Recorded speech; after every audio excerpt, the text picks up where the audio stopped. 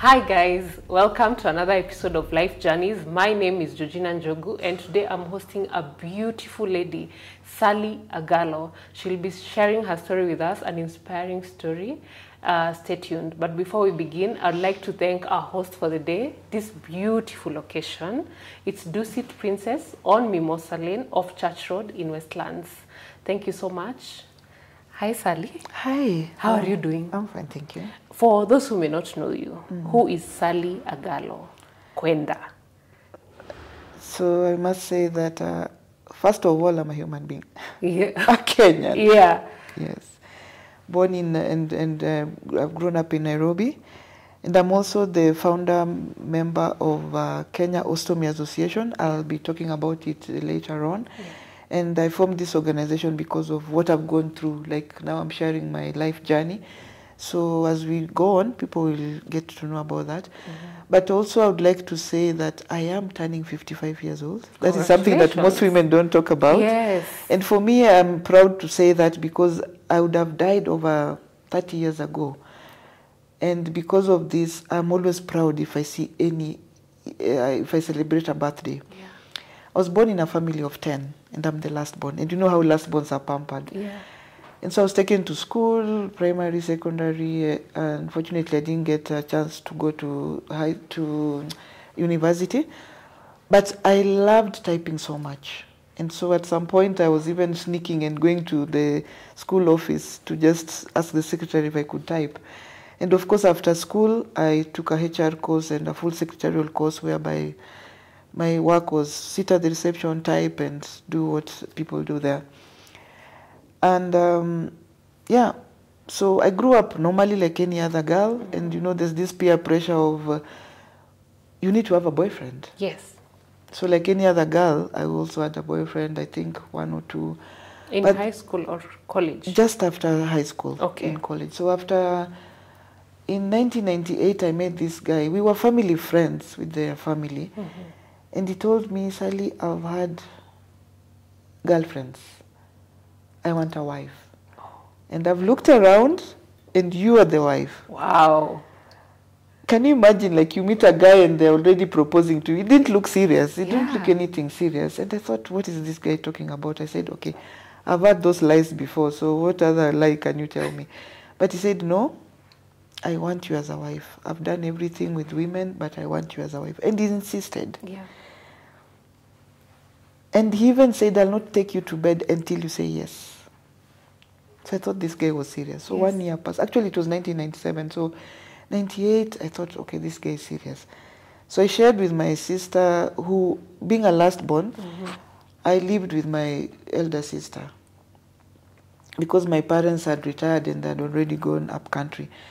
So my sister told me, I know this family very well. Just be friends, but not marriage. Yeah. The marriage may not go really well. But she didn't really give me the details about why she was saying no. She was from we were neighbors and we were friends for many years. Okay.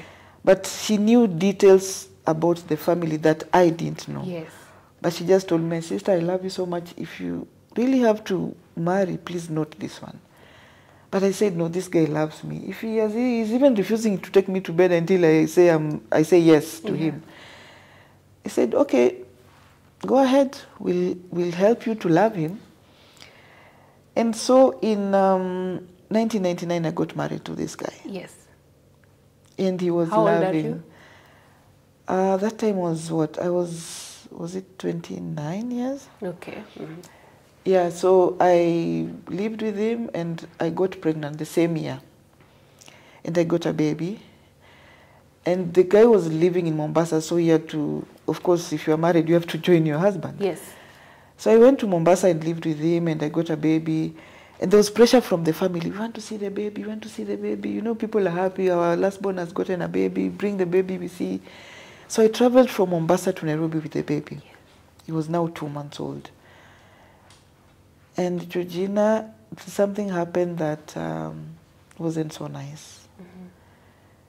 I lost the baby after 2 days. Of traveling? I didn't understand what happened. But the baby just died in his sleep. Those years we didn't have Pampers, these diapers we are using now. It was napkins. Yes. So at least you could wake up at night and check if the baby is fine. So I check and I'm like, the baby, there's some coldness that is not normal. So I scream and my sister comes to my room. What is it? I said, the baby is not moving and there's some coldness that is not normal. And I said, the baby is dead. Just like that. Sorry. So anyway, that happened, and then, so we buried. And then I asked God, why do you show me and then take? I could have just left it. So after that, the death of this baby, I got pregnant almost immediately. Yes. And when the pregnancy was at 7 months, I started having issues. Like I was getting sick all the time. And mostly it was pneumonia, malaria. I'm admitted on and off hospital. So there's a time I got both malaria and tuberculosis. At the same time? And you're pregnant? Pneumonia, and I'm pregnant. So it was, I had to be hospitalized, and so many things happened. And I almost lost this pregnancy. I had a premature delivery, like at 7 months. So the baby was saved and put in an incubator. Unfortunately, died after a few days. Oh my God. Another baby boy. Yeah. And I asked God so many questions. Why this suffering? Why this suffering? And now my husband started showing his true colors after this second death now. And I was sick. I got very sick this time. And then I was told, go home. We have taken some blood samples. When you come back, we'll tell you what we have found. Because we are sickling all the time. We want to know what the problem is. That was in Mombasa. So I go back after a week for my results, and I'm told, uko na ukimwi. By the doctors? I don't know if it was a doctor, a nurse, but it was a medic. But you know, in a public hospital, you queue, and the queue is long, and you go in one by one, next. And those days, the results were like you're given in a brown envelope. So the brown envelope is put here, uko na ukimwi. You have AIDS. Evo too. No counseling, nothing. And those days, Gina, it was, the stigma for AIDS was so bad. Yeah. And if you died, there was no ceremony. Someone could be wrapped in a polythene bag, and you're buried without a ceremony. I didn't want to wait for that. Yes. So I looked at that brown envelope and I thought, okay, you've given me my burial permit. Let me go and look for mourners and get buried. But I was in so much pain, like I've lost my babies and this is happening. My family expect a lot from me as a last born. So I started crying in this room. And this person tells me, excuse me, didn't you see there's a long queue? No, excuse me, I need to see other people. No empathy. No. Pick your document and leave. Wow. So for me, I was picking that envelope, but as a burial permit. Yeah.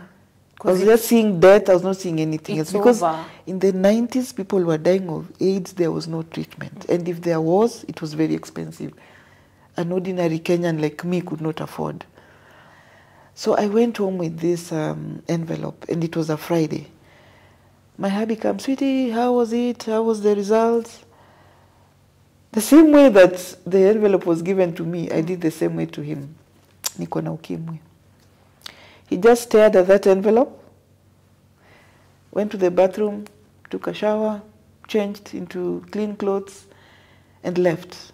You know, it's a Members' Day. I hear so. It's called Members' Day. Friday. I don't know what happened. Yeah, Friday is Members' Day. So he happened to be one of the members, so he changed and left. And so it was like that. The trend continued. Like for 2 months, I was like, I have my burial permit. What am I still waiting for? So I kept on telling him, I'm going to kill myself. So there's this one day I told him, I've been telling you this, but today I will do it. I'm so determined. And he looked at me and said, oh, okay. You know, in Kenya, if someone is over 18 years, they can make a decision.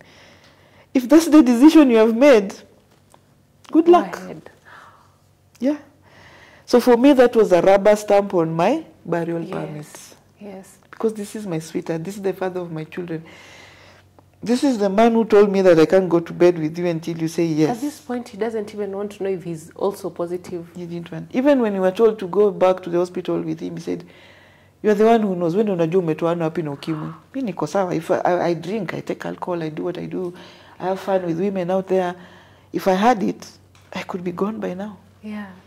So he went, you know, and he was from Nyanza, you know, the ego, the man ego in him.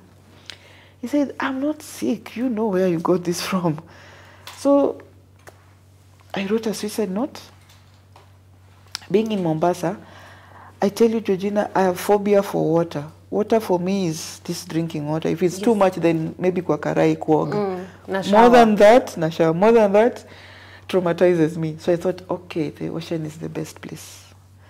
So I went. There were no phones those days. Okay, there were phones, but they were quite expensive, so I didn't have a mobile phone. So I went to the post office, posted that letter. To your family? And then I had, to my sister now. I had a few coins left, and then there was, you know, these people who beg in the streets. So I threw my coins inside that tin of one of the beggars who were at the post office. Someone was telling me, that guy is the one who prayed for you. Because I didn't want to go with anything. I didn't have a bag. In fact, in Mombasa, it's so hot, so I only had some open sandals. Yes. And I walked there to the ferry. I don't know where I got the strength from. I was quite sick. I had all the opportunistic infections that come with AIDS. And in the middle of, I boarded the Likoni ferry. If you've been to Mombasa, you know the Likoni ferry. In the middle of the ocean, I dived into the water. And I don't know how to swim. I'm a non-swimmer. Remember, I have phobia for water. Yes. So in my mind, I knew that would finish me. I had lived in Mombasa and I had seen people do that and no one was found. And that's why I decided to write a suicide note. But I'm here in water, I'm floating. And I'm like, God, I want to go. I want to. And I was even trying to fight with the water to swallow me, like I'm trying to push it. It was drama, I tell you. But anyway, to cut the long story short, I was saved. I was rescued there with the divers and taken to the hospital. So the nearest was Aga Khan Hospital, Mombasa. And the doctor who saw me was like, did she dive into the water or she wanted to dive? But there was a lady who was standing next to me at the ferry and she had followed to see, is this a ghost? How come this is happening? A lot of people were shouting, even in the ferry, Majini ya Mombasa ndio, Majini ya, how come she's there and she's not drowning? So the lady came to confirm and said she actually jumped, and I counted. She was there for 10 minutes before she was rescued. Yeah. The doctor didn't believe it. But you know, I'm lying there to just make it natural. But just before that, maybe I go back a little bit. In the water, when I was trying to fight with the water, something happened that was very unusual for me. Yeah. I don't know if that is what is death. I don't know, because people who die never come back. Yes. But I lost everything. Like I went, I don't know how to describe that feeling, but I felt like, you see, like the way you can hold a baby on your lap and they sleep. That's how I felt, that peace. Yeah. And then I had a voice telling me, you are mine and I'm not taking you. I want you to go and do my work. And I thought that was my Creator's voice. That's why I'm floating. Yeah, but I was not even seeing that I'm in water. Like I'm in a deep dream. Yeah. I am somewhere nice. And then after those words after he told me whatever he told me, now I'm back. I can see myself in the water. Now, like, go and save my people. Go and save my people. Now I'm seeing myself in the water. But I have some energy, like I want to run, I want to walk, I want to... But people are shouting at the ferry. Yeah. Majini, Majini. I tell you, it was drama. So I said, if I walk, like I feel like I want to run. But now, they're already saying genie. I'm in the middle of the ocean. If I run, they will confirm I am genie and they won't help me. Yeah.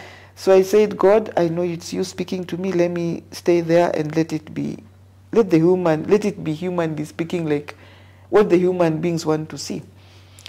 So I was rescued. I was taken to the hospital. But I was lying there and listening. Sasa, how do we know who she is? She doesn't have a document. Then I just opened my eyes and stood and sat on the couch. Everyone moved back, like, how can someone just... Because they were trying to insert a tube through my nose to see if they can get some water out. But I said, there's no water. And they were like, oh my God, someone unconscious and just coming back. It was total drama. But so the policemen were there. You know, suicide is like attempted murder. Yeah, You're not supposed to take your illegal. life or the life of someone else. So the police were there, but I told them, please let me go because God is telling me to go and save his people. Now, when I said God, they said like, huyu amekuwa mwenda wazimu. So they called in a psychiatrist who sedated me for like 3 days. But before I was sedated, I was asked, when ni nani, unatoka wapi, what are your contacts, who can we call? So I gave them my husband's number. And it was in the evening now. So they tried to reach him, of course, through a landline. There were no mobile phones. So apparently, he still happened to be in the office. So they called him. And when he came, they asked him, do you know this woman? Yes, she's my wife. Would you know why she's here? And he was like, was she committing suicide? So that is why I was not arrested, because of that statement. Like, you knew she was going to commit suicide, but you still let her do it? Yeah. Why didn't you report? Because that is illegal. Yes. I said, yeah, she's an adult. She chose to do that. And when he came, he was already like high. I think he was also going through something after this result, and maybe he even knew, or I don't know. But he was already drunk even then. So I was wondering when did he? But anyway, so the police said, if you're living with this guy and this is how he treats you, then he's not the best person to go with. Anyway, I said, but then I also gave my sister's number, and very fast she came. And after 3 days, I woke up and I was told, now we have assessed your situation and it's just you are depressed because of what you're going through.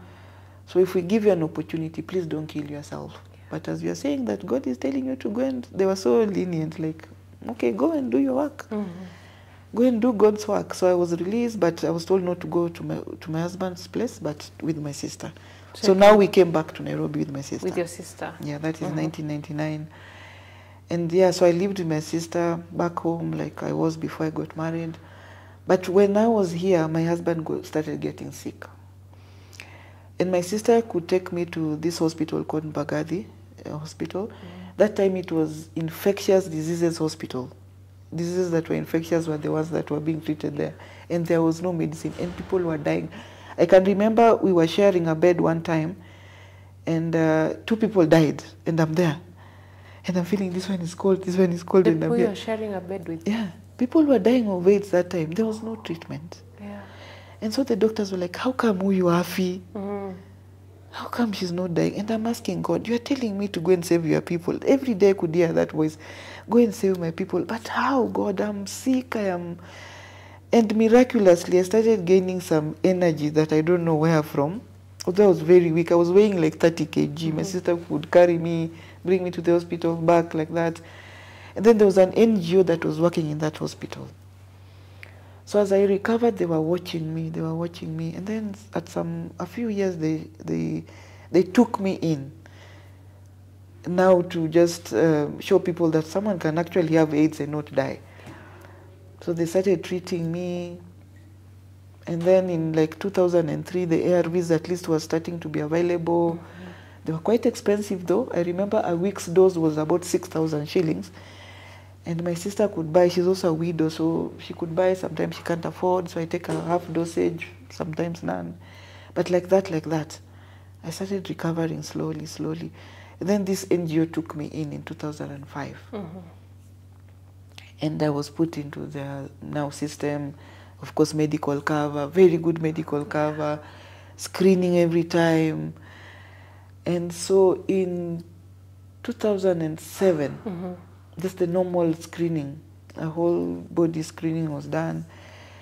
And then for ladies, now people who have HIV, it was mandatory that you have to do a pap smear test. Yes. Which I also talk about and to create awareness about it. I didn't have any symptom. Of course, the HIV complications were treated, and so I was fine, and I was able to go to work. I was giving health education. They trained me to be a HIV counselor and talking to the patients, encouraging them to take the medication, because there was also rumors about, there was myths about this treatment. Yes.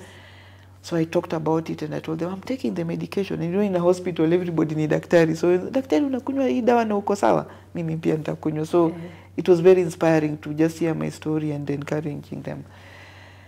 So I played a very big role in that organization just to encourage people, and yeah. So in 2007, when I did a pap smear, we were many staff, women staff. But I was called back to the hospital. Sally, we want you back. And I was like, why?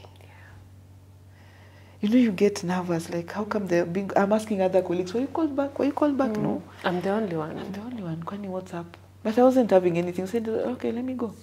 So when I went, the same way I was told uko na ukimwi. This person who's giving me my results tells me, you have cancer. Without counseling. It was so brutal. You know what? You have cervical cancer. Is it and we have done tests. The NGO or the hospital? The hospital. Okay. The NGO referred us to a hospital. Yes. Now they just pay for the services and then the things happen. So this doctor is telling me, you have cancer and we have to intervene immediately because of your HIV status, it's going to spread. Yeah. And he's telling me you have to do something called total hysterectomy. Nakwambia ugonjwa umefanya nimekuwa daktari.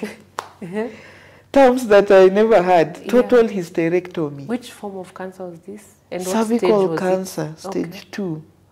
But because I have HIV, they had to remove the womb, the uterus, the ovaries, all those things so that it doesn't spread. But remember, I've lost 2 babies. So removing all these things meant I was not going to have any babies. And at this point, my husband had gotten so sick, and I had already gone to the media and I was already talking and sharing my story.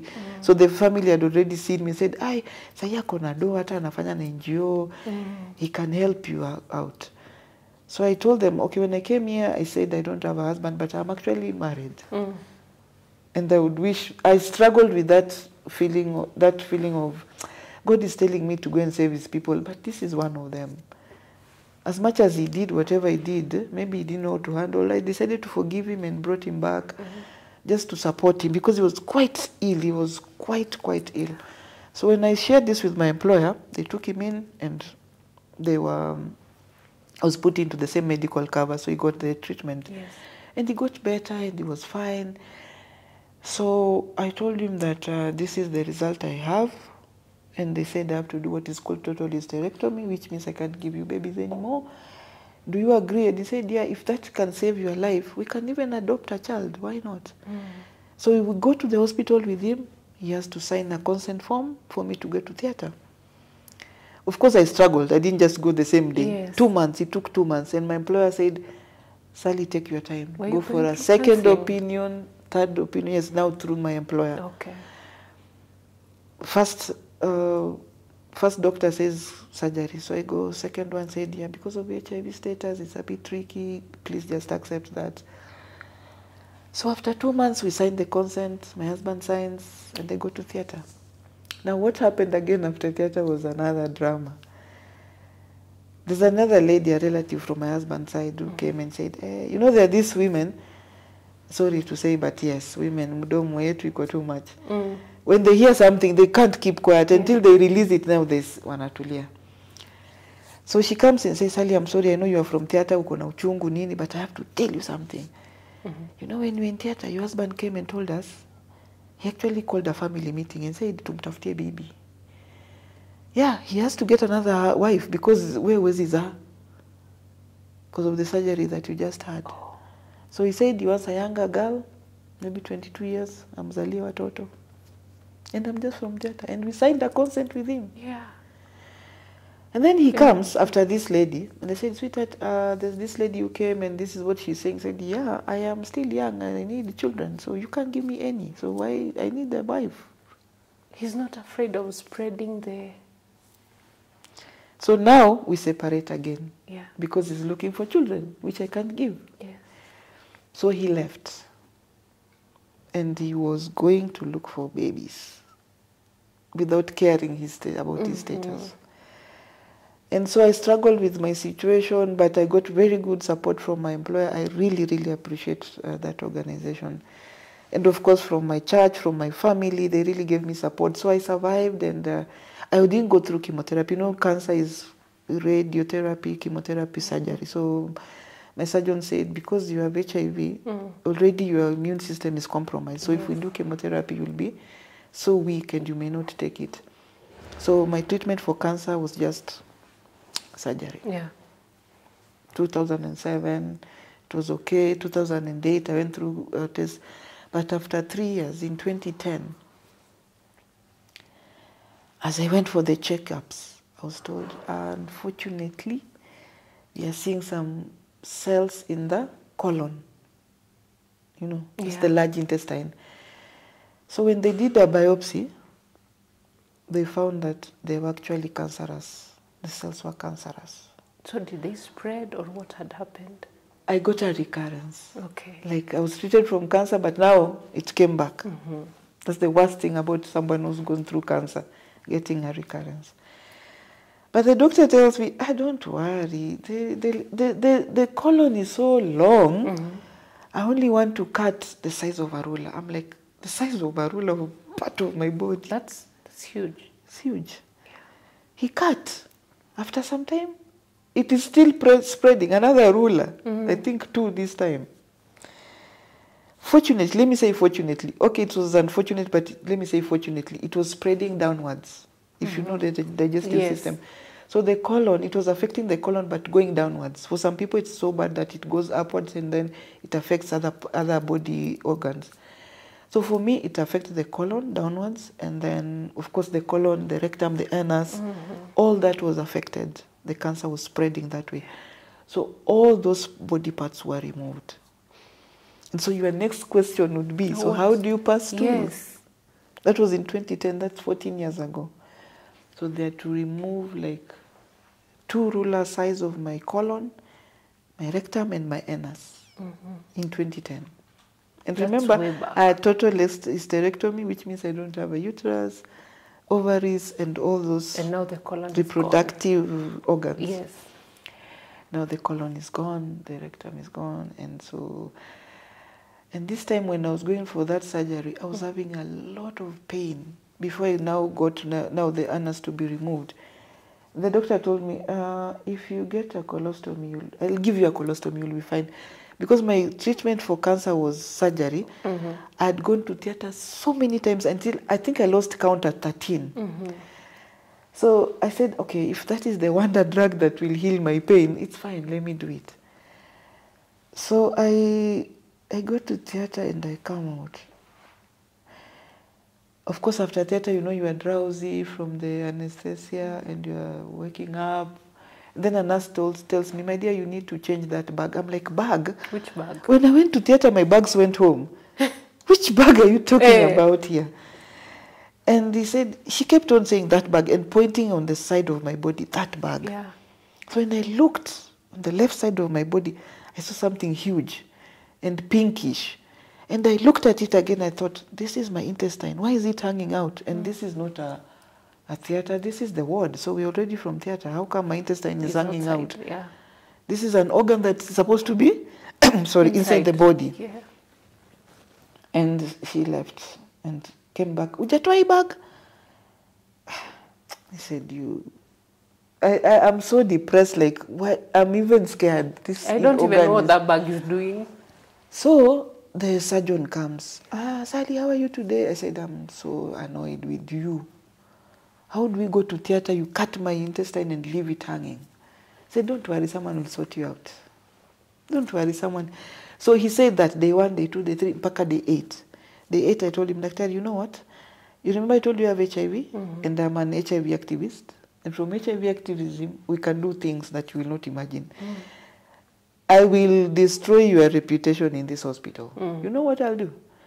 During lunch hour and visitors are all over here, I will stand in the corridor with this bag, with my intestine hanging out. And then he looked at me and said, hey, this patient, I've been laughing with her like a friend, but today, ni mambo imeharibika. So he called an expert. Day 8. During these 8 days, is somebody helping you change your bag? Or you're just changing without knowing what it's doing? Yeah, so yeah, it was changed once, but you know, from theater you don't eat much, so, and I'm also depressed, and so you're not eating. And because it's something to do with the colon, so I wasn't eating. Also, the pain was too much. But of course, once it was changed because there was nothing in it. So, and then now the nurse came again now, telling me to change. So before this expert nurse was called, The nurse was very arrogant to me, told me, I asked her, can you help me? Because you're telling me change and I don't know what you're talking about. I'm like a baby. Umeniekea diaper. So, anaweza toa kweli until you train them what to do. She just looked at me and said, what are you telling me? Ati nikusaidie. Utajipanga.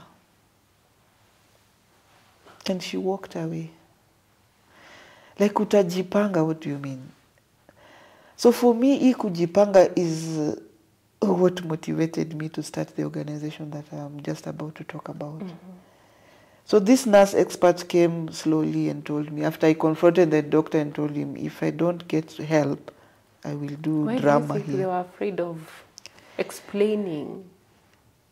I think she didn't know. It's a condition that I asked the nurse now who helped me that how come some nurses don't know this thing. And they said even in medical school, it is just a by the way that a patient may go through ABCD and then they get a colostomy. Yes. But it's not said in detail. So some nurses don't pick it up. Until you pick it up to do it now as a specialty in your training, then you don't care so much about it. So there are only specific nurses who do it. So because you don't want to make a mistake, you're also fearing to talk to them. Now this, of course, lazima tetee mwenzake. I just thought about that. I thought that was what was happening. But he explained to me and said, you remember when you came and you were in so much pain, the doctor said, he will give you a colostomy. So this is what he meant by that. Colostomy means because you had colon cancer and the cancer spread in your rectum and those parts of the body were cut off. And because you have to eat, digestion will take place and your waste has to come out. And there's no way now for the waste to come out because it has been removed. The doctor had to create another passage of stool. Now what we are calling a colostomy. Okay. And even went further and explained that if the cancer was in the bladder, you could have had a urostomy. It's a hole now for passage of urine. Yeah. If it was from the ileum, that is the small intestine, then it could have been an ileostomy. For you, it's colostomy. But now the hole is called an ostomy, or another word is a stoma. So he explained pole pole and I understood. But what traumatized me after he explained all that, and he told me, unfortunately, you'll have to live like this for the rest of your life. And that's why when I started this conversation, I said, I'm 55 years old. Yes. Because of what I've gone through. You know when someone tells you for the rest of your life, and for you are saying like the rest of my life is now. Yes. Like it's ending now. And then you have to live another year and see another year. So I'm always very proud to celebrate a birthday because of what I've gone through with my health issues. So he tells me, you have to live like this for the rest of your life. That was 14 years ago. Till now. Till now. It's this bag of So now this is the bag. Okay. This is a colostomy bag. And there's another one here. Yeah, so you can see there are two types of bags. Huh? If you look at the edge here, this is there's an opening here. Okay. And this doesn't have an opening. Yes. So this is a drainable pouch. Okay. So this drainable colostomy, it's reusable. This one is a one-use. So if you can see, there's a hole here. There's some measurements here. So it depends on what happens. Maybe I just explain. Okay. This part of the body is cut open by the surgeon. They open and then they create a hole on the side. And then the intestine is brought outside and sutured on top of the body. So the intestine is left hanging. That is what I was seeing, which I was not explained to. So that is a new passage of stool. And because it's not the normal way that God created, the stool will just be flowing. Yeah. And that is why it has to be covered with this special bag. It is very special. If you saw this before this interview, do you know what it was? No. Most people wouldn't. No, most people don't, and that's why I speak and share my story. So depending on how much colon the surgeon has brought outside, you cut it. Like for mine is 35 millimeter. Okay. So cut, peel off, there's an adhesive here, and then you stick it. So the colon goes in here, like this. So it actually hangs out of the body. So the stool will come and fill it here. You take it off and you put another one. If it is this one, you can reuse it. So meaning it is stuck like that. So you just open this here, drain, pour some water, clean, fold it, and you reuse it. Now that is for what maybe you had 3 to to do. 4 days. So now I was taken through the training, and I was told this is how your life is gonna be. But I asked this guy, it was a nurse, a male nurse, are there other people with this condition? Or I'm the only one? Or I'm the only one, because I've never seen. I've been sick for so long, but I even work in a hospital, but I've never seen. And how are you feeling at this point? Because you have a series of events, HIV. My life has come to a full stop. I was actually asking God, why didn't you take me when I was in the ocean? Because I really wanted. But that voice of go and save my people was still in the background. Mind. Go and save my people. Even in this situation, yes, go and save my people. So it was very strong. But I was hopeless. And I asked that guy, are you sure there are other people? So I told my employer, I have had this surgery and I'm not sure I can live with this condition. I was so depressed. But the guy explained, I told him, I'm not living here until you show me other people. Bring them here. Yeah. So can you imagine I was in hospital for 2 months, waiting to be shown people. Yeah, fortunately, by the time I was leaving the hospital, I had already seen 6 people. Okay. And they had already started a conversation of, they also realized that not many people have this condition or know it.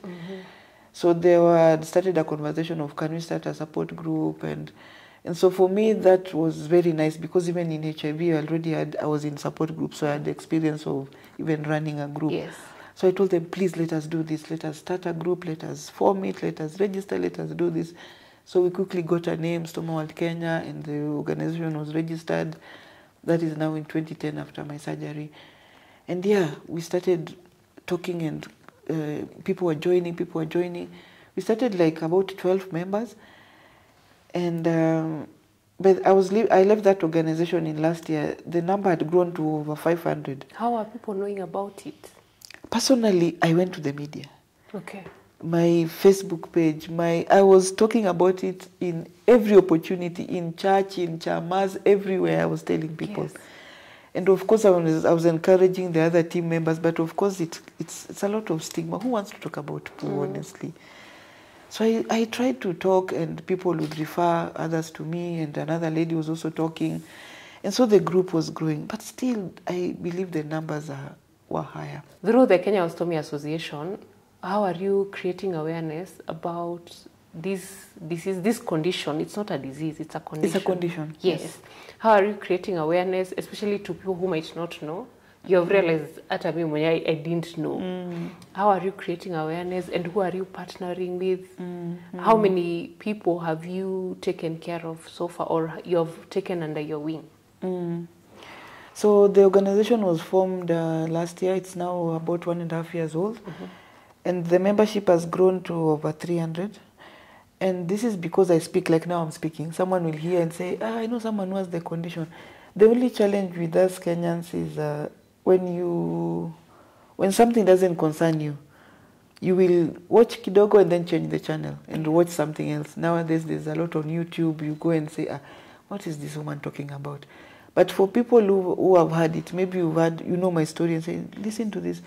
So I get referrals from, I also encourage my members to share their stories with whoever. I know it's a condition that has a lot of stigma, and some, especially self-stigma. Kwa nini niambie mtu mambo yangu? But I tell them, if I didn't talk, you couldn't have gotten the help that you are now getting. So just try and tell, even if it is one person. You don't have to say you have the condition. That's what I encourage them. You don't have to say you have the condition, but you can say, I know someone who has the condition and they can help you. I know this organization called Kenya Ostomy Association, and this is what they do and they can help you. So don't say that I use the bags. You can say Sally uses, but if you are not comfortable to say your condition, it's okay. So I encourage them. So that's how we get referrals. Hospitals know about us, especially Kenyatta Hospital, these main hospitals, they know that there's Kenya Ostomy Association. So when someone gets a surgery, like I have a friend who tells me that where she is, like 5 surgeries happen in a day. Of the same. Because, you know, there are different reasons why surgeries happen. So they refer people to us. people who are in mashinani also, we have members all over the country because operations, and as I said, people get the condition because of many other reasons. So people are spread all over the country. So they say, I know this person can help you, I know this person. But still, awareness hasn't been done the way it should be. Like you see, when HIV happened or when COVID happened, everybody knew about it. Yeah. So this is a condition that my wish is that the awareness is said to that extent. As I said, some people are dying from hunger, like hunger. They are just starving themselves so that they die. Yeah.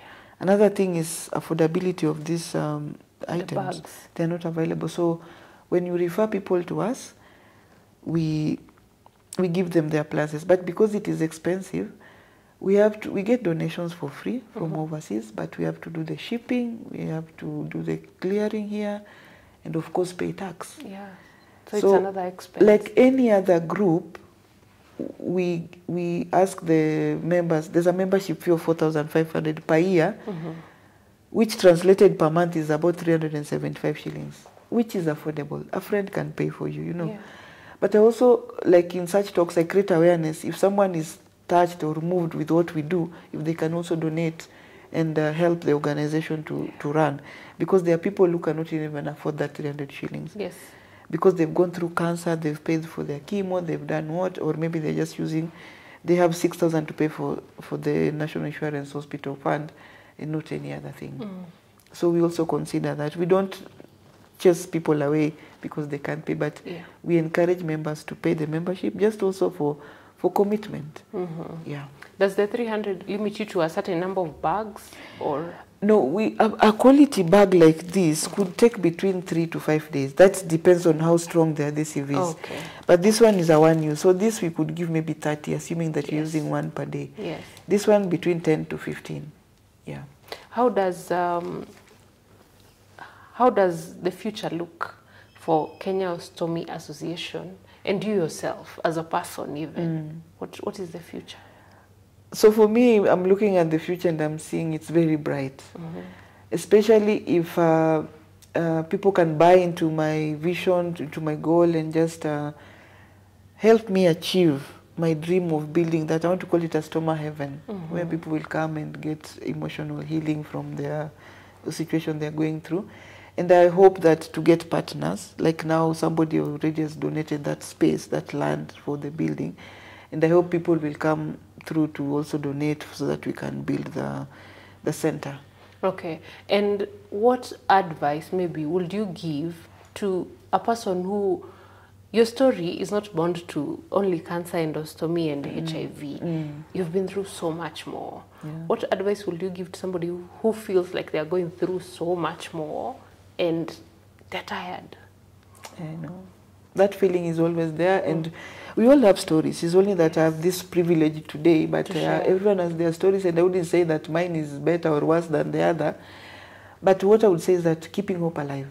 Everything is in the mind. I always tell patients, even 98% of healing begins here. The 2% is the support you get from other people, your family, your medical people, but 98% is your own. What are you thinking? It has to be positive. Otherwise, when you confess something with your mouth, that's it. Another thing I would say is that encouraging people to join others. If, say, unataka kupika githeri and you have only one charcoal, one coal, inaweza pika. You have to put it in a jiko and a lot of it for it to bring the flame to cook. So I would encourage people, if you're going through, it doesn't have to be cancer or whatever situation you're going through, find networks that you can partner with, connect with, so that you work together. Because conditions are journeys. You can't go in a journey alone. Even in a bus, you are many. Everyone alights at their stage. But for you to succeed, you can't be alone. Okay. So join a support group. Or even form one, like I formed one. Form one and just do something in their life. I always challenge people whenever I'm giving talks everywhere that we are all given 24 hours each day. When you wake up, you have 24 hours at your disposal. What do you do with it? Wataalamu wanatuambia 8 hours is at least sleep so that your brain is alert. 8 hours work so that you can put food on the table. what do you do with the other 8? So for me, the other 8, I've chosen to create awareness. And I always encourage people, just speak to one person. You never know what impact you will have caused. Like I'm speaking now, I don't know who will get help from what I have said. But just do something to help another human being. The late Michael Jackson sang and said, if you want to make the world a better place, take a look at yourself. So it begins with the person in the mirror. Yes. What are you doing to make that better thing to happen? And the world will be a better place to be in. Lovely. Finally, if somebody wanted to reach you or Kenya Ostomy Association, how would you do that? How are they supposed to go through that? Yeah, so our number is, we have a mobile number, 0725 234935. We're also on social media as Kenya Ostomy Association on Instagram and Facebook. Okay. Yeah. So apart from the bags, you offer even psychological help and... Yeah, just sharing our stories, talking to people. And we also have in the group, we also have nurses who have volunteered themselves to train the patients and talk to them and offer emotional support. So they'll get a lot of help. We also help. have a physical meeting every second Saturday of the month. And Aga Khan has given us space, Aga Khan Hospital Parklands has given us space to meet. But as I said, our membership is spread all over the country, so sometimes we do virtual meetings for those members who are outside so that a speaker can speak and everyone can get. Okay. But also, as you had asked about Mashinani, yes, we also visit, like we go to Nyeri, we go to Machakos, we go to Kisumu. Physically, now in hospices, they come, we meet, talk, and discuss and distribute, but also train. You have to be trained how to use these things, because otherwise you can waste so many. Yes. So there's training, there's the emotional support, psychosocial support, and yeah, just the coming together and giving each other hope. Okay. Thank you so much, Sally, for even agreeing to share your story with us, Citizen Digital. I appreciate. And I hope that this succeeds and becomes big and helps so many people, and your story inspires others. That's my dream. Thank you. And thank you for having me. I appreciate. Yeah. Thank you so much, guys, for tuning in to this episode of Life Journeys. That was Sally Agallo. I hope her story inspires you today. And to our beautiful hosts of the day, the lovely location, Dusit Princess, thank you so much. We appreciate. Till next time,